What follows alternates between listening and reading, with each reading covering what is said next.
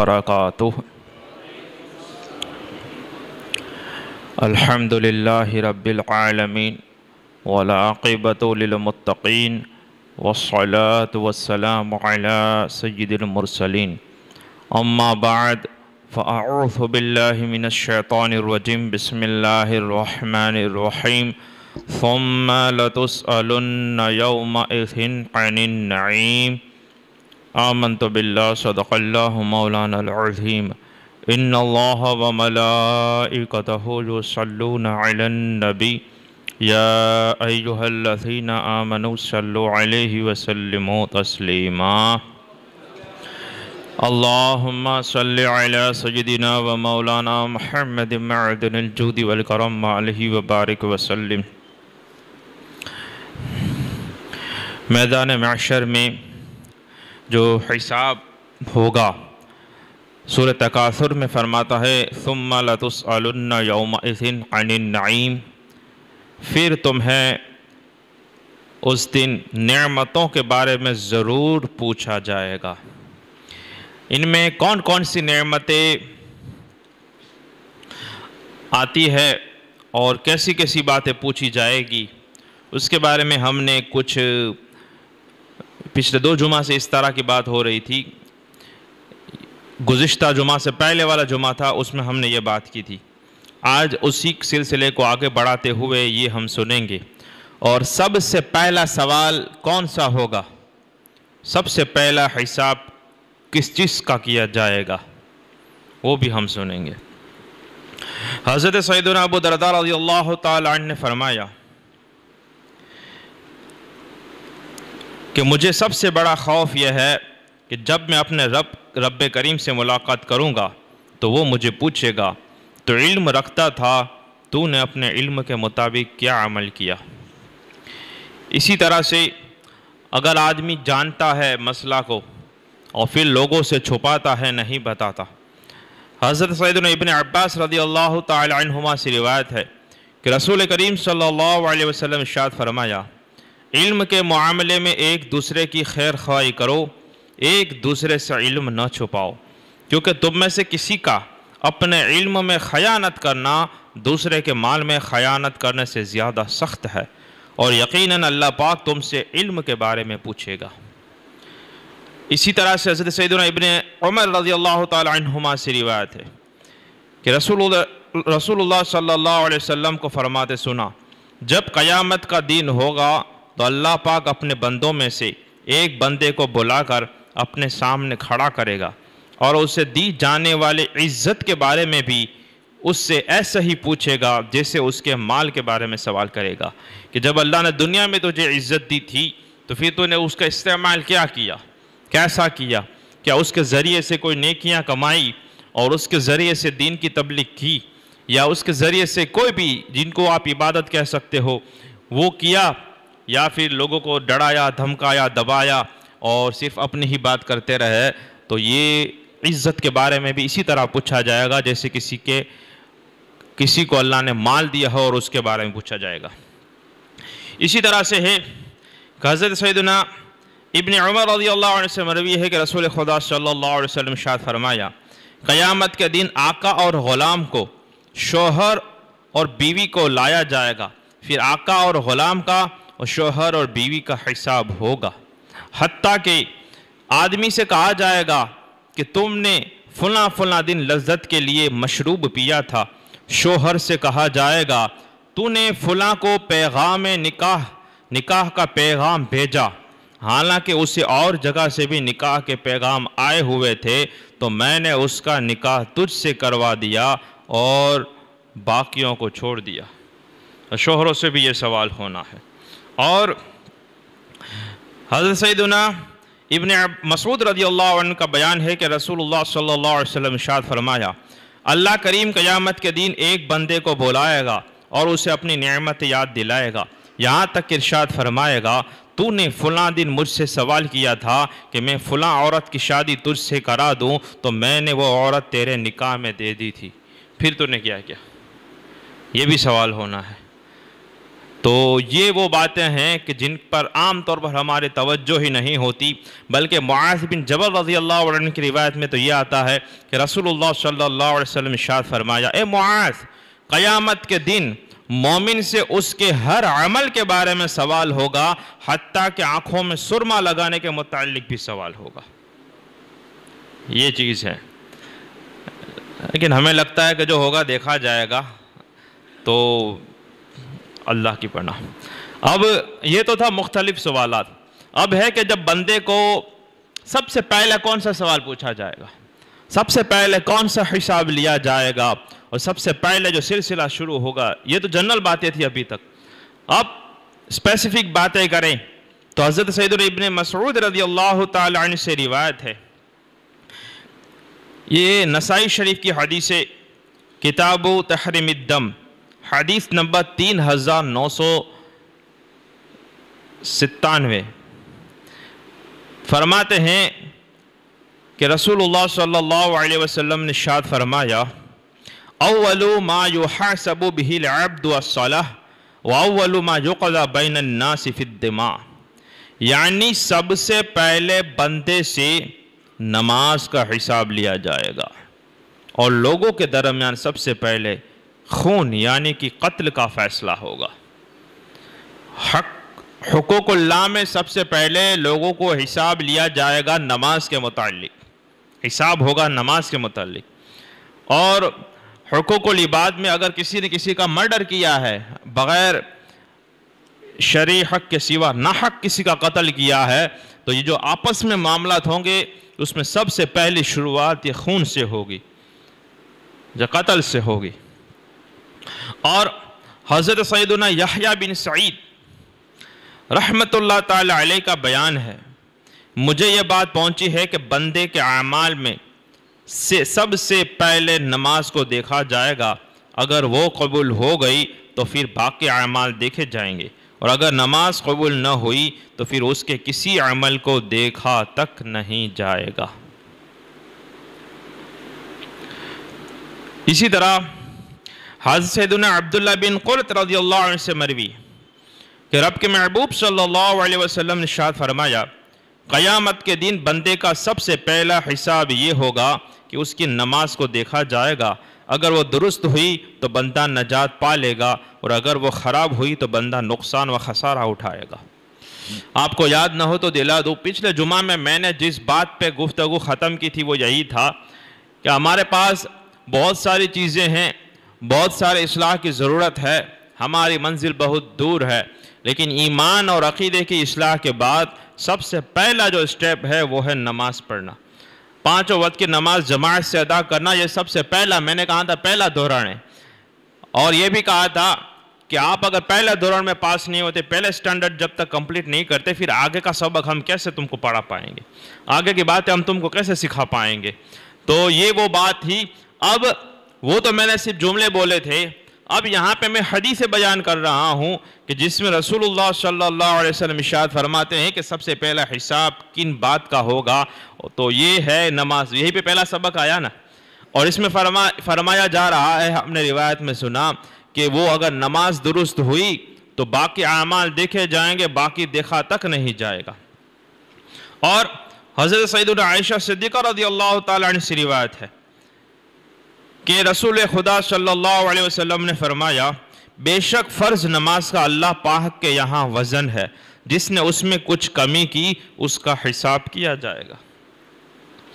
اور ابن عمر رضی اللہ عنہ فرماتے ہیں کہ قیامت کے دن کمی کرنے والوں کو بلایا جائے گا۔ لوگوں نے پوچھا کہ کمی کرنے والے کون ہیں؟ فرمایا، ان میں سے کوئی ادھر ادھر دیکھ کر اور کوئی وضو میں کمی کر کے نماز میں کمی کرنے والا ہوگا، ان کو بلایا جائے گا اور نماز میں جو جو کمیاں کی ہوں گی اس کو پورا کیا جائے گا۔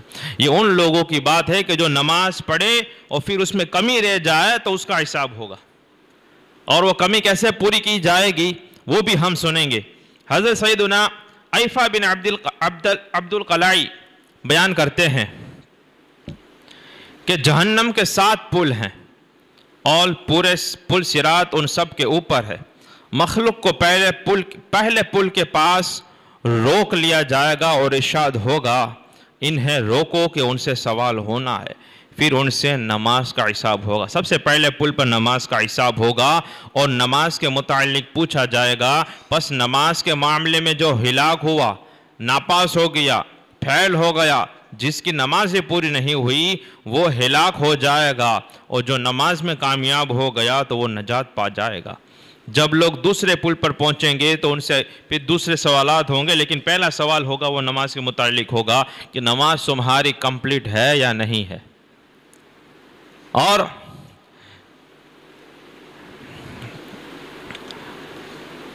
یہ کمی کیسے پوری کی جائے گی؟ یہ ہے اگر نماز میں کچھ کمی ہوتی ہے۔ حضرت سیدنا ابو ہریرہ رضی اللہ تعالیٰ عنہ سے روایت ہے کہ نبی کریم صلی اللہ علیہ وسلم کو ارشاد فرماتے سنا، قیامت کے دن سب سے پہلے بندے سے اس کی نماز کا حساب لیا جائے گا۔ اللہ پاک اپنے فرشتوں سے فرمائے گا میرے بندے کی نماز دیکھو، کیا اس نے نماز کو مکمل کیا ہے یا اس میں کوتاہی کی ہے؟ اگر بندے کی نماز مکمل ہوئی تو اس کے لیے مکمل نماز لکھ دی جائے گی، اور اگر اس نے نماز میں کچھ کمی کی ہوگی تو اللہ کریم ارشاد فرمائے گا دیکھو کیا میرے بندے کی نفلی نماز ہے؟ اگر بندے کے پاس نفلی نماز ہوگی تو رب کریم ارشاد فرمائے گا میرے بندے کے فرائض کی کمی کو اس کے نوافل سے پورا کر دو، پھر تمام اعمال کا اسی طرح حساب لیا جائے گا۔ ابو داؤد شریف کی حدیث کتاب الصلاۃ سے۔ تو یہاں پہ اتنی ساری روایتیں ہم نے پڑھی سنی، اس میں آپ نے دیکھا کہ سب سے پہلا سوال کس کا ہونا ہے؟ نماز کے متعلق۔ اور ہم نے نماز کو کہاں رکھا ہے؟ کسی نے سب سے چھلے رکھا ہے اور کسی نے تو نماز کو رکھا ہی نہیں ہے۔ جیسے کہ مزاروں پہ جانا، درگاہوں پہ جانا، تم اعلان کرو کہ جمعہ میں عصر کے بعد ہم فلاں مزار پہ چل کے جائیں گے، کہاں سے لوگ تمہارے ساتھ ہو جائیں گے۔ چل کے جانا درگاہ پر، کتنا ثواب کا کام ہے۔ چادروں پر چادریں چڑھائی جا رہی ہیں، ڈھیر لگ جاتا ہے، یہاں تک کہ وہ چرانے کے لیے وہ درگاہ والوں کو وہ پرانی چادروں کو ہٹا کر دوسری لگانی پڑتی ہے۔ کسی صحیح عالم سے پوچھنا کبھی بیٹھ کر کہ جب مزار پر ایک چادر ہو تو دوسری چڑھانے کا مسئلہ کیا ہے؟ کیا جائز ہے ایک چادر آلریڈی ہو اور اس پر دوسری چڑھائی جائے؟ کیا وہ جائز ہے یا ناجائز ہے؟ وہ کسی اچھے سے عالم سے آپ پوچھنا کہ اس کا حکم کیا ہے۔ لیکن آدمی سمجھتا ہے کہ بہت بھاری کام ہو رہا ہے، ہمیں فلاں سے محبت ہے۔ لوگ اجمیر شریف جاتے ہیں، کہتے ہیں ہمیں خواجہ جی سے محبت ہے۔ مختلف درگاہوں پہ لوگ جاتے ہیں۔ اب جو چل کے جاتے ہیں یا ویسے ہی کہیں پہ جاتے ہیں، نماز کہاں پڑھتے ہیں؟ اور ہم نے سنا حضرت عبداللہ بن قرط رضی اللہ عنہ سے مروی ہے کہ رسول اللہ صلی اللہ علیہ وسلم نے ارشاد فرمایا، یہ میں ترمذی شریف کی حدیث سنا رہا ہوں کتاب الصلاۃ سے، باب ما جاء ان اول ما یحاسب، حدیث نمبر ہے 413۔ اس میں فرماتے ہیں کہ اللہ کے رسول صلی اللہ علیہ وسلم نے ارشاد فرمایا قیامت کے دن بندے کا سب سے پہلا حساب یہ ہوگا کہ اس کی نماز کو دیکھا جائے گا، اگر وہ درست ہوئی تو بندہ نجات پا لے گا، اور اگر وہ خراب ہوئی تو بندہ نقصان و خسارہ اٹھائے گا۔ اور حضرت یحییٰ بن سعید رحمۃ اللہ علیہ بیان کرتے ہیں کہ مجھے یہ بات پہنچی ہے کہ اعمال میں سے سب سے پہلے نماز کو دیکھا جائے گا، اگر وہ قبول ہو گئی تو پھر باقی اعمال دیکھے جائیں گے، اور اگر نماز قبول نہ ہوئی تو پھر اس کے کسی عمل کو دیکھا تک نہیں جائے گا۔ درگاہ کی بارش نہیں آئے گی، چادروں کی اور نیازوں کی بارش نہیں آئے گی۔ اور یہ بات میں خود خواجہ غریب نواز اپنی خواجہ صاحب کے چہیتے خلیفہ، آپ کے مرید اور آپ کے جانشین حضرت خواجہ قطب الدین بختیار کاکی رحمۃ اللہ تعالی علیہ، دہلی میں مزار ہے آپ کا، یہ خواجہ صاحب کے جو قول تھے، جیسے میں بیان کرتا ہوں تو یہ جب بڑے لوگ بیان کرتے تھے یا بات کرتے تھے تو ان کے مرید اور خلفاء و شاگرد وہ سب لکھ لیتے تھے، اس کو ملفوظ کہتے تھے۔ تو وہ جو خواجہ صاحب کے ملفوظات ہیں، ان کا نام ہے دلیل العارفین۔ اس میں خواجہ غریب نواز رضی اللہ تعالی عنہ تفسیر قرخی کے حوالے سے فرماتے ہیں کہ قیامت کے دن آدمی کو 50 الگ الگ جگہوں پہ کھڑا کر کے مختلف سوال ہوں گے۔ پہلا جو سب سے پہلا سوال ہوگا وہ ایمان کے متعلق ہوگا۔ جو ایمان میں پاس ہو گیا تو پھر وہ آگے بڑھ پائے گا، جو ایمان میں فیل ہو گیا اس کو وہیں سے جہنم میں پھینک دیا جائے گا، جو جہاں فیل ہوا وہیں سے جہنم میں۔ پھر فرماتے ہیں کہ دوسرا جو سٹیپ ہوگا، 50 الگ الگ جگہ پہ روک کے پوچھا جائے گا، دوسرا جو پوچھا جائے گا وہ نماز کے متعلق پوچھا جائے گا۔ اب وہ نماز کمپلیٹ ہوئی تو پاس ہوا تو آگے بڑھے گا، اور وہاں پہ فیل ہوا وہیں سے جہنم میں چلا جائے گا۔ اب کیونکہ وہ فرض ہے، پھر فرض میں بھی پہلے نماز ہے، پھر دوسرے کتنے سارے فرض ہیں، رمضان کے روزے فرض ہیں، زکوٰۃ جس پر اتنا مال ہو فرض ہے، حج، اور اتنے کئی سارے فرض ہوتے ہیں۔ اس کے بعد واجب کی باری آتی ہے، یہاں تک کہ پھر خواجہ صاحب نے یہ بھی فرمایا کہ اس کے بعد سنتوں کے بارے میں پوچھا جائے گا، اور نیاز و درگاہ اور یہ چادریں یہ تو مستحب اور مستحسن، یہ تو چھٹے ساتویں سٹیپ میں آتے ہیں۔ اس سے پہلے یہ پتہ آخر میں سب آئیں گے نفل کام میں، اور ہم اس کے لیے دل و جان سے قربانیاں دے رہے ہیں، اور بس پورے سال میں ایک مرتبہ محرم کے میں کھچڑا کر لیا، یا تو 11ویں یا 12ویں میں کوئی ایک آدھ، سب نے الگ الگ ایک دین کو بانٹ کے رکھا ہوا ہے۔ کوئی ہے محرم کی نیاز اس سے نہیں چھوٹتی، کوئی ہے 12ویں شریف میں کرتا ہے، کوئی ہے 11ویں کا عاشق ہے، کوئی 6ٹھی کا عاشق ہے۔ اب پورے سال میں ایک مرتبہ نیاز کر لے گا۔ اب جیسے محرم میں کیسا ماحول ہوتا ہے، ہم کو لگتا ہے کہ اتنے سارے مسلمان کہاں سے آگے، آسمان سے تشریف لائے یا زمین سے نکلے ہیں، ایسا ماحول ہمیں نظر آتا ہے کہ یہ کوئی نازل ہوئے ہیں کیا یہ۔ اور اب عاشورہ ہوا، اب تم ڈھونڈنے جاؤ گے نہیں ملے گے کہ وہ گئے کہاں۔ واپس جب محرم کا چاند دکھے گا تو تم کو وہ واپس نظر آئیں گے، کہ تب پتہ چلے گا کہ ہاں بھائی یہ ابھی تک زندہ ہیں۔ آئی بات سمجھ میں؟ تو لیکن یہ تو کب پوچھا جائے گا نیاز کے بارے میں؟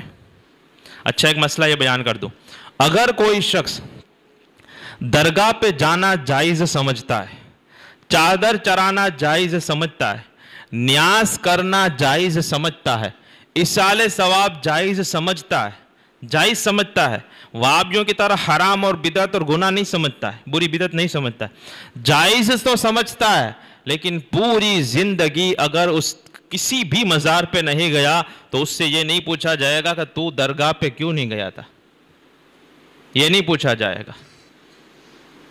آپ کو کیا لگتا ہے کئی سارے لوگ ہوں گے غریبی کی وجہ سے یا بیماری کی وجہ سے یا کسی اور وجہ سے اجمیر دیکھا ہی نہیں ہوگا، خواجہ صاحب کے وہاں پہنچے ہی نہیں ہوں گے کبھی، تو آپ کو کیا لگتا ہے اس کو پوچھا جائے گا کہ تو اجمیر کیوں نہیں گیا تھا؟ پوچھا جائے گا؟ نہیں پوچھا جائے گا۔ لیکن اگر کوئی شخص نماز پڑھتا ہے اور اگر ایک بھی نماز چھوڑی تو اب اس سے پوچھا جائے گا کہ یہ بیچ والی کیوں چھوڑ دی تھی، یہ مسئلہ ہوگا۔ اچھا اس میں سے کئی سارے لوگ باپ ہوں گے، ان کے گھر پہ اولاد ہوگی، اور کئی سارے وہ ہیں جو آنے والے زمانے میں باپ بنیں گے۔ مجھے بتاؤ ہر باپ اپنے اولاد کی بھلائی چاہتا ہے کہ نہیں چاہتا؟ ہر باپ چاہتا ہے نا۔ ہم باپ اپنی تکلیفیں برداشت کرتا ہے، اپنی خوشیوں کو قربان کرتا ہے، لیکن وہ چاہتا ہے کہ میرے گھر والے اور خاص کر کے میری اولاد ہے وہ سخی رہے، اچھی رہے۔ ایسا ہوتا ہر کسی، وہ باپ بھی سمجھ سکتا ہے کہ وہ کیا سوچتا ہے۔ اب میں آپ کو ایک بات بتاتا ہوں، نماز جو فرض ہے پورے دن میں کتنی رکعتیں فرض ہیں؟ 2 رکعت فجر کی فرض ہے، ظہر کی میں آپ کو بتا رہا ہوں، یہ سروارہ تمہیں کرنا ہے، کتنی ہوئی؟ عصر کی 4 کتنی؟ مغرب کی 3 کتنی؟ اور عشاء کی 4 کتنی ہوئی؟ یہ 17 رکعتیں فرض ہیں، اور عشاء میں 3 رکعت واجب ہیں، تو 17 + 3 کتنا ہوا؟ 20. تو ہر آدمی کو، عاقل بالغ مسلمان کو یہ 20 رکعتیں جو ہیں وہ پورے دن میں پڑھنی. 17 فرض ہیں اور 3 واجب ہیں. اور یہ وہ رکعتیں ہیں کہ اگر چھوٹ جائیں، بیماری کی وجہ سے چھوٹے یا بھول سے چھوٹے یا نیند کی وجہ سے چھوٹے تو ان کی قضا کرنی ضروری ہے، ورنہ یہ حساب ہوگا تو اس میں کمی نکلے گی کہ یہ تمہاری نماز گئی کہاں.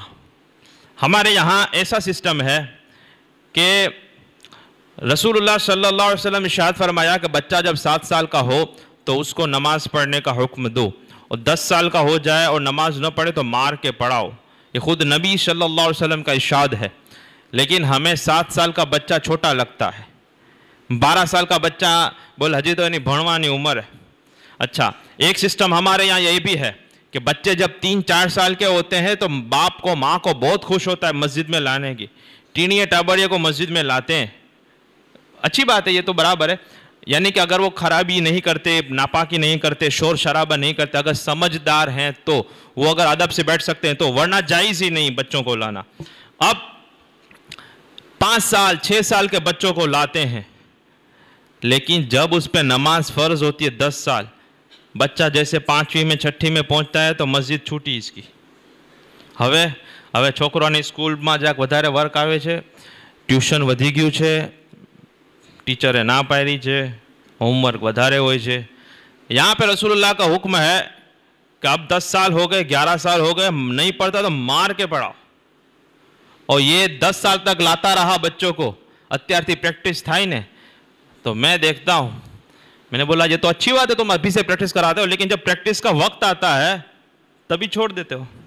اب وہ گیا، 10-11 سال کا بچہ ہوا، مسجد سے گیا، اب واپس کب آئے گا؟ 42 سال میں، 52 سال میں، 62 سال میں زندہ رہا تو. کوئی بیچ بیچ میں آ جاتے ہیں 2-5 لوگ. اب میں آپ کو حساب بتاتا ہوں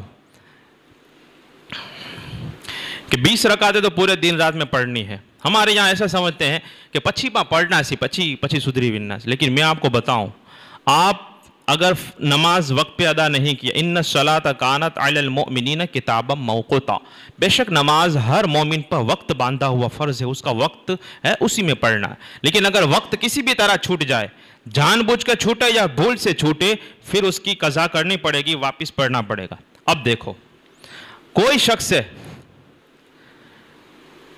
بچہ بالغ کب ہوتا ہے؟ لڑکا 12 سال مثال کے طور پر، 12 سے 15 کے بیچ میں لڑکا بالغ ہوتا ہے، 9 سے 12 کے بیچ میں لڑکی بالغ ہو جاتی ہے. 12 سال میں اگر لڑکا بالغ ہوا، اس پہ نماز فرض ہوئی، اور مارنے کا حکم کب ہے؟ 10 سال میں. سمجھ میں آ رہا ہے کچھ؟ اس کا مطلب یہ ہے کہ اگر 10 سال کا بچہ نہیں پڑھتا، بھئی نماز فرض نہیں ہوئی، لیکن اس کو مار کے نماز کا اتنا پابند بنا لو کہ نماز فرض ہو، اس کے بعد اس کی ایک بھی نماز قضا نہیں ہونی چاہیے. اور جب وہ 7 سال سے 10 سال سے نماز پڑھے گا تو نماز کے شرائط، فرائض، واجبات، مسائل سب کچھ جان لے گا، سیکھ لے گا. تو جب سے وہ بالغ ہوگا تو پہلی نماز سے ہی اس کی نماز پرفیکٹ ہوگی اور پوری ہوگی. اور یہ کب تک پڑھنی ہے؟ جب تک موت نہ آئے. اب کوئی شخص پہ 12 سال میں نماز فرض ہوئی، باپ اپنے اولاد کا اچھا بھلا سوچتا ہے تو وہ کیا کہتا ہے؟ پڑھنا، اللہ توفیق دینے والا ہے، پچھی پڑھنا. لیکن میں آپ کو بتاتا ہوں کہ یہ پچھی کتنا بھینکر ہے. مثال کے طور پر، عام طور پر ایسا ہوتا ہے کہ 40 سال جب جوانی کے ہوتے ہیں تب تک آدمی کو سوجھتا نہیں. 40 کے بعد سب جب ٹھڑی ٹھام ہو جاتا ہے اور جوش جذبہ سب ماند پڑ جاتا ہے، پھر وہ یہاں پہ آنا شروع کرتا ہے مسجد میں. اب روزانہ کی کتنی رکعتیں ہوتی ہیں؟ 20 رکعتیں. سنت کی قضا تو ہوتی نہیں. 20 رکعتیں کرنا ضروری، پڑھنا ضروری ہے. اگر کوئی شخص صرف 1 مہینہ 30 دن ایوریج سمجھنے کے لیتے ہیں، 30 دن کا 1 مہینہ ہے، پورے مہینے کی نماز نہیں پڑھی، پورے مہینے کی نماز نہیں پڑھی، تو کتنی رکعتیں ہو گئی اس پر؟ کتنی؟ 600. آپ 6 رکعت پڑھنا، پھر دیکھنا کتنا بڑھ پڑتا ہے، نفس کو بھاری پڑتا ہے. یہ ہم کو 2 رکعت نفل پڑھنے میں بھی بھاری پڑتا ہے. تو وہ نفل ہے، نہیں پڑھے گا تو چلو کوئی واندھا، کوئی پریشانی نہیں، گناہ نہیں، نکل گیا. اب یہ تو فرض و واجب. اب یہ تو ذمہ باقی رہا، اب مجھے بتاؤ کہ یہ 600 رکعتیں صرف اور صرف ایک مہینے کی ہے، اور اگر 12 مہینے، ایک سال تک، 12 سال کی عمر میں نماز فرض ہوئی اور 13 سال تک اس نے نماز نہیں پڑھی، تو ایک سال میں کتنی رکعتیں ہوگی؟ ایک مہینے میں 600، تو 12 مہینے میں کتنا ہوا؟ 12×6 7200 رکعتیں. یہ ہے ایک سال کا حساب. اب 12 سے لے کر نہیں پڑھی نمازیں، بے نمازی ہے، پڑھتا ہی نہیں ہے، آتا ہے جمعہ میں دیکھ کے چلا جاتا ہے، کیسے آدمی تھے، کتنے آدمی تھے، کیسا ہو رہا ہے بیان، ہارو کرے چھے بیان. میں یہی کہتا ہوں کہ صرف سارو کرے چھے بیان، اس سے تمہارا کام نہیں چلے گا یار. یہ کرنا پڑے گا تمہیں، اور یہ تمہیں ہی کرنا پڑے گا، اور کوئی نہیں کر پائے گا. کیونکہ نماز، روزہ، یہ سب ایسی عبادتیں ہیں کہ جس پر فرض ہوتی ہے اسی کو کرنا پڑتا ہے. جیسے ہمیں بھوک لگتی ہے اور ہم کہیں کہ پپا آئیں کھائے گی، انہوں نے مجھے بدلے، تو چلے گا؟ پپا ممی کھا سکتے ہیں، ہمارے نہیں، کیونکہ وہ ہمیں کھانا پڑے گا، کیونکہ ہماری خوراک ہے. فرض کا بھی یہی ہے، ہم پہ فرض ہے تو مجھے ہی کرنا پڑے گا، تم پہ ہے تو تمہیں ہی کرنا پڑے گا. اچھا، تو یہ حساب پورا کرتے ہیں. کتنا ہوا ایک سال میں؟ اب لیکن یہ تو 13 سال میں شروع کر دے تو، اب شروع تو کر دیا، توبہ بھی کر لی کہ یا اللہ اب میری ایک بھی نماز قضا نہیں ہوگی، 5 جماعت کے ساتھ نماز پڑھتا ہے، لیکن اگلی 7200 باقی تھی، اس کا کیا؟ وہ قضا کرنی پڑے گی. اور اگر 13 کی جگہ پر اگر 22 سال میں تشریف لایا تو مسجد میں، اب کتنی رکعتیں ہو گئی؟ آنکڑا دیکھ کر پھٹ جائے گی آنکھیں پھٹ جائیں گی کہ 7200 اگر ایک سال کی ہے، اگر کوئی شخص 22 سال کی عمر میں نمازی بنتا ہے تو اگلی اس کی کتنی؟ 72,000 رکعتیں قضا کرنی ہے. کب کر لے گا اور کیسے کر لے گا؟ اور پھر دھندا پانی، روزگار، جوابداری، بیماری، شریر، یہ سب تو ہوگا. اور پھر دھیرے دھیرے جوانی کم ہو رہی ہے، جوش ہمارا مند پڑ رہا ہے، پاور کم ہو رہا ہے، اور یہاں پہ قضاؤں پہ قضائیں ہو رہی ہیں. اب یہ تھا اگر وہ 23 سال میں آ جائے، لیکن آپ جانتے ہیں کہ 22-23 سال میں کون آتا ہے؟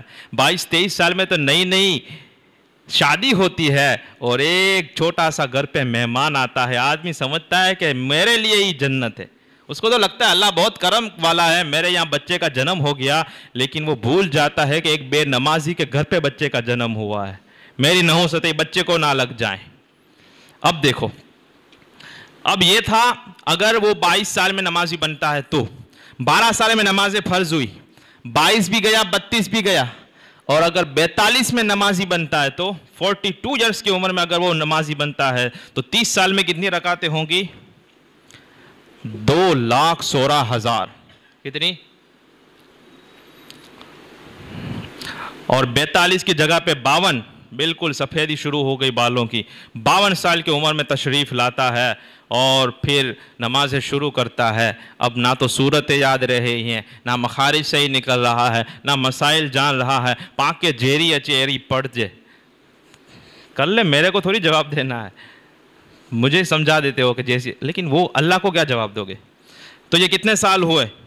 اور 72,000 ایڈ کرو، 2,88,000 رکعتیں. اب یہ ہمارے باپ کی طاقت ہے کہ 52 سال کی عمر میں اتنی قضا کر لیں؟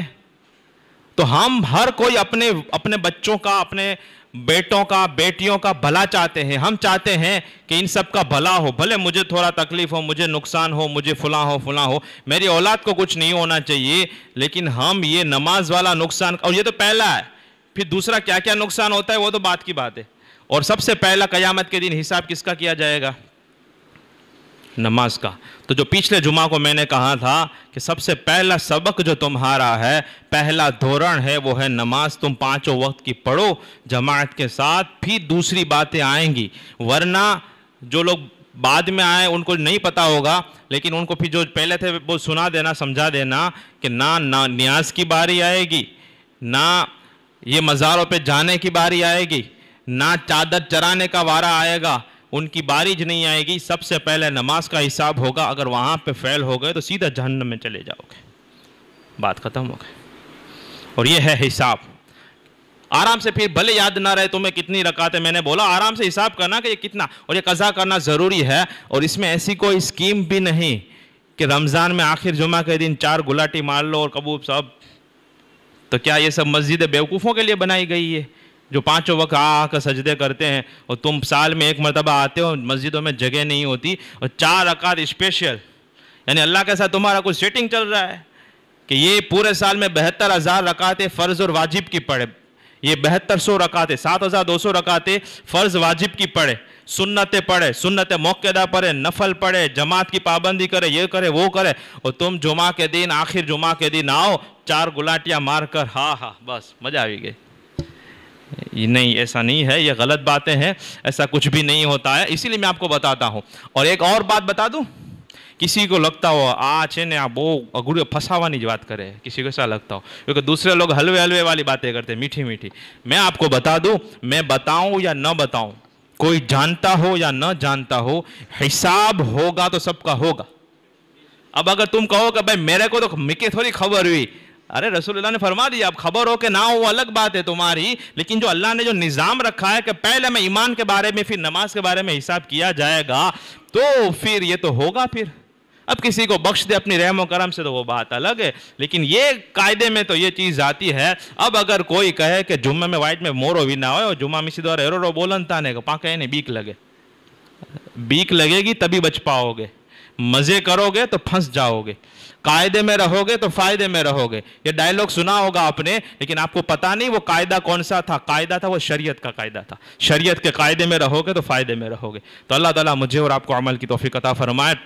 اور یہ عہد کرے، پچھلے جمعہ کو میں نے جملے بول کے چھوڑا تھا، آج یہ حدیث سے بیان کر کے میں چھوڑ رہا ہوں کہ پہلا حساب جو ہوگا وہ نماز کا ہوگا. آپ پہلے نمازیں پڑھیں، اگر یہ قبول ہوئی تو بعد میں سب قبول ہوگا. اور یہ نیت کرے کہ انشاءاللہ ہم مسجدوں کو بھر دیں گے.